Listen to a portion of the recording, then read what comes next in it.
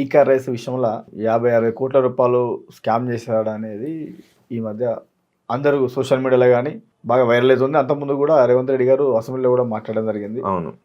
ఈ car race అనేది సొంతంగా ఎవరికి సంబంధం లేకుండా జియో లేకుండా ఎలాంటి ఒక ఆర్డర్ కాపీ లేకుండా రాతపూర్వకంగా ఏమీ లేకుండా 50-60 కోట్లు స్కామ్ జరిగిన విషయం అనేది చాలా మంది మీడియా తెలుసు, మీడియా వాళ్ళకి తెలుసు. దాని గురించి విచారణ కోసం ఈడీ గారు విచారణ పెట్టారు. అధికారం మన చేతిలో ఉంది కదా, మనం ఏమన్నా చేయొచ్చు, మనం ఏం చెప్పి నడుస్తుంది అని విర్రవీగే ప్రతి నాయకునికి గుర్తుపెట్టుకోవాల్సిన విషయం ఏంటంటే, సమయం ఏదో ఒక రోజు ఎవరికైనా బుద్ధి చెప్తుంది. మన చేతిలో పవర్ ఉంది, మనకి పదవి ఉంది, మనం ఏం చేసి నడతాని విరవీగద్దు ఎవరైనా కూడా. ప్రజలు దానికి తప్పకుండా దానికి తీర్పిస్తారు. ఇప్పుడు మీడియా కూడా చాలా అడ్వాన్స్గా ఉంది. ఎవరు తప్పు చేసినా, అది ఎవరైనా కూడా తప్పు చేసినా కూడా ఎవరిని వదిలిపెట్టది. కర్మ అనేది తప్పకుండా మనకు మళ్ళీ మన రిటర్న్ ఇస్తుంది ఏదైనా కూడా. ఈయన అధికారం ఉన్నప్పుడు కూడా కేసీఆర్ గారు టీఆర్ఎస్ ప్రభుత్వం అధికారం ఉన్నప్పుడు కూడా వీళ్ళకి నచ్చిన వాళ్ళని ఇష్టమైన వాళ్ళని చాలా మంది అరెస్ట్ చేయడం, ఇబ్బంది పెట్టడం జరిగింది.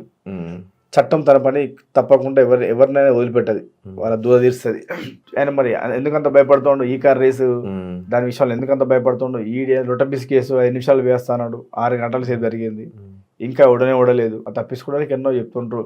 బయట ప్రజలకు జనాలకు మీడియా ముంగట ఏం చెప్తున్నారంటే మా ఏం తప్పలేదు మేము అంటే అంతకు ముందు కోర్టులో జరిగింది, అదేమో కోర్టు క్యాన్సిల్ చేసింది, మళ్ళీ హైకోర్టుకి వెళ్ళింది, హైకోర్టు క్యాన్సిల్ చేసింది. అదే విధంగా ఇప్పుడు మళ్ళీ ఈడీ ఇన్వాల్వ్ అయిపోయింది. మళ్ళీ కోర్టు ఏమన్నదంటే సపోర్ట్ చేయండి, మీకు అవసరం ఉంటే పైకోర్టులో పిటిషన్ వేసుకోండి, కాకపోతే వీళ్ళు పెట్టిన అప్లికేషన్ వీళ్ళు పెట్టిన నోటిఫికేషన్ వాళ్ళు క్యాన్సిల్ చేశారు, కానీ పైకోర్టుకి వెళ్ళండి, మీకు ఏమైనా డౌట్ ఉంటే చేసుకోండి అని చెప్పేసారు. ఇప్పుడు ఈడీ చేతిలోకి వచ్చేసింది. ఈడీ వాళ్ళ డ్యూటీ వాళ్ళు చేస్తూ ఉంటారు, ఎవరిని ఇష్టపెట్టరు. ఈడీ అంటే ఇక ప్రతి కొనవల ప్రతి దాంట్లో ప్రతి సబ్జెక్ట్లో ఒక్కొక్క కొనవలు ఆలోచన చేస్తూ ఉంటారు. అది త్వరలోనే ముందుకు వస్తుంది. తప్పు చేస్తే ఎవరికైనా, అది కేసీఆర్ కొడుకైనా కేసీఆర్కి ఎవరికైనా తప్పదు అది శిక్ష. కాబట్టి ఏంటంటే నేను చెప్పేది అంటే, నాయకులు అంటే వాళ్ళు మన చేతిలో పవర్ ఉంది, మన చేతిలో ఏమైనా చేయొచ్చు, మన పోలీసు వాళ్ళు ఉన్నారు మన చేతిలో, డిపార్ట్మెంట్ను మనం ఎట్లయినా వాడుకోవచ్చు. మనం ఏం చేసి నడుస్తా అంటే ఇప్పుడు ప్రజలు అట్లా లేరు. ఇవాళ లెక్క రాజకీయం కాదు, ఇప్పుడు చాలా అడ్వాన్స్గా ఉంది. నువ్వు ఏ పని చేసినా మీడియా వాడ కనబడుతుంది. నీ పక్కన ఉండి కూడా పక్క పాకెట్లో ఉండి కూడా నువ్వేం చేస్తున్నావు బయట రిపోర్ట్ ఇచ్చే వ్యక్తులు ఉన్నారు. కాబట్టి మనం ఏం చేసినా ప్రజలను దృష్టిలో పెట్టుకొని, ఈ యొక్క ప్రభుత్వం దృష్టిలో పెట్టుకొని, మనం చేసేది నీతి నిజాయితీదా కాదా అనేది గుర్తుపెట్టుకొని చేస్తే ప్రతి నాయకుడైనా ఎవరైనా చేస్తే బాగుంటుంది. ఇక మీద కూడా ఎవరిని ఇష్టపెట్టరు. ఇప్పుడు కవిత స్కామ్ అన్నారు, ఆమె బయటకు వచ్చేసింది. ఎవరు స్కాములు, ఎవరైతే నేరాలు గురాలు స్కాములు చేస్తారో ప్రజలు ఇబ్బంది పడుతారో తప్పకుండా వారికి శిక్ష పడుతుంది. మనం ఎంత తోపులైనా తురుముకాలైనా సరే ఈరోజు పవర్ ఉంటే మనం ఆపుకోవచ్చు, కానీ తర్వాత అయినా కూడా దాన్ని. అంటే ఇంకోటి కూడా ఇది వినిపిస్తూ ఉంది ఏంటంటే, రేవంత్ రెడ్డి గవర్నమెంట్ ఏమన్నా అంటే ఇరికిచ్చిందా అనే వాళ్ళు ఇరికేయడానికి ఏముందంటే, ఇప్పుడు కొత్తగా ఇప్పుడు ఫైల్ తీసుకొచ్చి పెట్టడం లేకపోతే లేనిపోయిన ఆరోపణలు చేస్తున్నారా? అందరూ విషయమే కదా. ఇప్పుడు ప్రభుత్వానికి ఇంకా చాలా పనులు ఉంటాయండి. ఇది ఒక్క పని వాళ్ళే అరెస్ట్ చేయాలి, ఇబ్బంది పెట్టాలి ఏముండదు. ఎట్లా అనుకుంటే ఈ రోజు వరకు టీఆర్ఎస్ గవర్నమెంట్ పనిచేసే ఎమ్మెల్యేలు కానీ మంత్రులు కానీ ఎవరిని వదిలిపెట్టదు. వాళ్ళ పవర్ ఉన్నప్పుడు ఇంకా అంతకంటే హరాస్మెంట్ చేశారు. వీళ్ళు కూడా అట్లే చేస్తారు. కాకపోతే ఏంటంటే వాళ్ళకి వేరే పనులు ఉన్నాయి. కాంగ్రెస్ గవర్నమెంట్ చేయాల్సిన పనులు వేరే ఉన్నాయి. రేవంత్ రెడ్డి గారు చాలా ఆయన కార్యక్రమాలు ప్రజలకు ఏం చేసుకోవాలి, ఆరు పథకాలు ఎలా జనాలు తీసుకుపోవాలనే విధంగానే ప్రయత్నం చేస్తుంది. కానీ ఎంబడి పడాలి వీళ్ళతో అట్లా అనుకుంటే గింతగానము మా హుజరాబాద్ అయితే అనేక రకాల హరాస్మెంట్ జరుగుతుంది.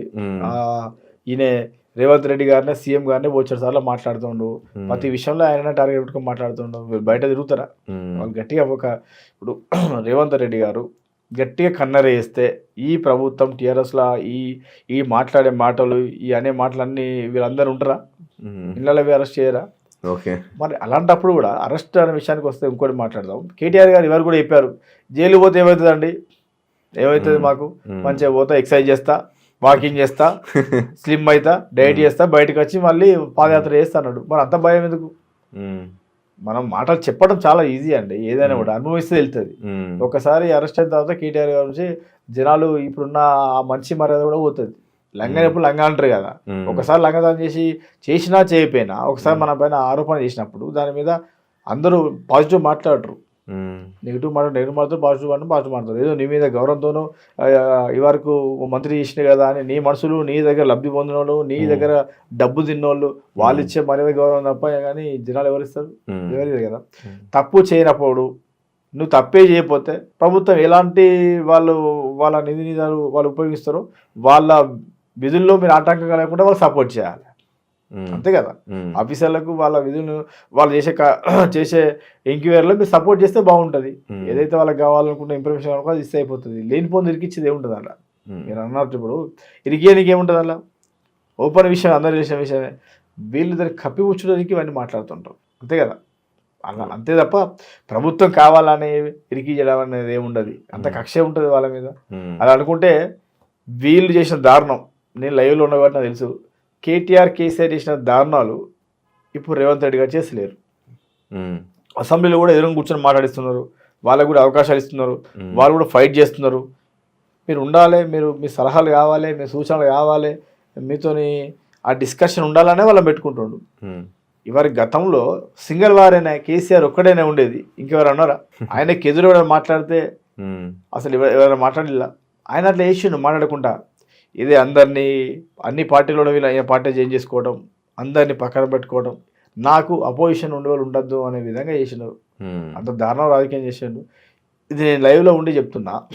ఇదే కేసీఆర్ గారు ప్రభుత్వం ఉన్నప్పుడు 3 బీజేపీ ఎమ్మెల్యేలు ఉండే, రఘునందన్ గారు, తర్వాత ఈటాల రాజేందర్ గారు, బండి సంజయ్ గారు లేరు, ఈటాల రాజేందర్ గారు, రాజాసింగ్ గారు. ఈ 3 ఏదో సందర్భాల్లో మాట్లాడడానికి, ఇంకా వాళ్ళు ఏం మాట్లాడలే, ఏదైనా విషయం మాట్లాడడానికి, ఏదో సబ్జెక్ట్ మాట్లాడడానికి కేసీఆర్ దగ్గర పోయొక్క ముందుకే అతను ఇమీడియట్ అరెస్ట్ చేయించి బొల్లారం పోలీసుని, నేను వెనకాల కాన్వాయ్లో పోయినా, ఇక్కడ పోలీస్ స్టేషన్, అక్కడ పోలీస్ స్టేషన్ వీలు కాకపోతే బొల్లారం అల్వాల్ దగ్గర బొల్లారం పోలీసుని తీసుకెళ్ళి అలా అసెంబ్లీ మొత్తం అయిపోయేదా అక్కడ పెట్టేసి అనేక రకాల ఇబ్బంది పెట్టి ఎవరికి ఛాన్స్ ఇవ్వలేదు. అట్లా ఇట్లా చేస్తున్నా, మీరు చేసిన దారుణాలలో అట్లా ఇట్లా చేస్తున్నా కాదు కదా. ఇంకా చాలా ఉన్నాయి వాళ్ళు చేసిన నేరాలు కూడా చాలా ఉన్నాయి. అలా కాదు కదా. మీ ప్రభుత్వం ఉన్నప్పుడు, మీ అధికారం ఉన్నప్పుడు, మీ చేతిలో పవర్ ఉన్నప్పుడు మీరు అంతకంటే ఎక్కువ చేసేది కదా. నేను అనేది అదే. ఓకే. కాబట్టి ఎవరో అంత ఈజీగా ఎవరు చేయరు. తప్పు చేస్తేనే దానికి తప్పనిసరిగా భరించాల్సి వస్తుంది. కాబట్టి తప్పు చేసే ముందు ప్రతి నాయకుడైనా, ఇక మీద కూడా ప్రతి నాయకుడు తప్పు చేసే ముందు ఒకసారి ప్రజల దృష్టి పెట్టుకుని ఆలోచించాలి. రేపు నా భవిష్యత్తు ఏంటి, నేను ఏ విధంగా గెలిచినా, నన్ను ప్రజలు ఎట్లా గెలిపించారు, ఇవి ఏనికి గెలిచానా, నా స్వార్థం కోసం నేను అసలు మీరు చెప్తే కానీ ఎన్ని కోట్లు సంపాదించలే అండి, ఎన్ని కోట్లు సంపాదించలేదు వాళ్ళు. వాళ్ళ ఆస్తులు ఏంది, వాళ్ళ పరిస్థితి లేని, వాళ్ళ స్థితిగతులు ఏంది, వాళ్ళు ఎక్కడి వచ్చిళ్ళు, వాళ్ళు ఈ రోజు పరిస్థితి ఏంది, కేసీఆర్ ఫ్యామిలీ పరిస్థితి ఏంది ఈరోజు. అంటే తెలంగాణ బంగారు తెలంగాణ అనేది ఒకటి పెట్టుకొని తెలంగాణ బంగారు తెలంగాణ ఎందుకు కాలే కానీ వాళ్ళ కుటుంబం అయితే బంగారం కంటే ఎక్కువైపోయింది. ఇంకొక 3 తరాలు 4 తరాలు కూడా తరగనంత ఆస్తి. వాళ్ళ మనవాళ్ళు ముని మనవాళ్ళు కూడా మా తాత కేసీఆర్ అని చెప్పుకొని దర్జాగా బతికే. ఒకనొక టైం తెలంగాణ గాంధీ అని చెప్పుకోవాల్సి జరగాల్సి వచ్చింది. అంటే గాంధీ గారు అప్పుడు ఫైట్ చేసినప్పుడు వేరే విధంగా ఫైట్ చేశారు. వాళ్ళ కుటుంబం ఒకడొచ్చునో ఎదురొచ్చులో వాళ్ళు ఫైట్ చేశారు. అప్పుడు మనకు ఊహ లేదు, మనం లేము కాబట్టి చెప్తున్నాం. చదువుకునే చూసినే చెప్తున్నాం. ఇక్కడ లైవ్లు ఉన్నాం కదా, తెలంగాణ కోసం కొట్లాడిన వ్యక్తులు ఉన్నాం. తెలంగాణ కోసం ప్రాణదాయాలు చేసిన ఉన్నారు. వాళ్ళ కుటుంబాలు ఏంది, వాళ్ళ పరిస్థితి లేదు. ఓకే. చాలా మంది వాళ్ళు ఈ వీళ్ళంతా పరిస్థితి ఏంది, వాళ్ళు ఎక్కడ ఇప్పుడు ఈరోజు వాళ్ళ పరిస్థితి లేనిది. తెలంగాణ కోసం ఎవరు ఉద్యమం చేశారు? నరేందర్ గారు ఉండే, టైగర్ నరేందర్ ఉండే, విజయశాంతి గారు ఉండే. వీళ్ళందరి పరిస్థితి ఏంది, వీళ్ళందరూ ఎందుకు పోయి బయటికి? వాళ్ళు ఏమన్నా ఇంకా పదవులు కావాలి లేకపోతే అవి వాళ్ళు అడిగిలా. నిజాయితీగా నీతి కోసం ఇప్పుడు మన కోసం ఒక 4 వచ్చి కొట్లాడుతున్నారు. మనం చేసే పనిలో మనం ఎప్పుడు వస్తున్నారంటే మన మీద గౌరవంతోనా, మనం చేసే ఏజెండాతోనా? మన మీద ఇప్పుడు కేసీఆర్ అంటే అభిమానంతో కాదు కదా, ఒక ఎజెండా. తెలంగాణ సాధించడం, ప్రత్యేక తెలంగాణ కావాలనే ఎజెండా మీద కొట్లాడిన వ్యక్తులు. మా పరిస్థితులు ఎక్కడున్నాయి, ఎట్లున్నాయి, దానికోసం మాట్లాడుతున్నాం. అట్లా ఎవరు అంత ఈజీగా అరెస్టులు చేసి ఇబ్బంది పెట్టరు. తప్పు చేస్తే తప్పకుండా వాళ్ళ శిక్ష పడుతుంది.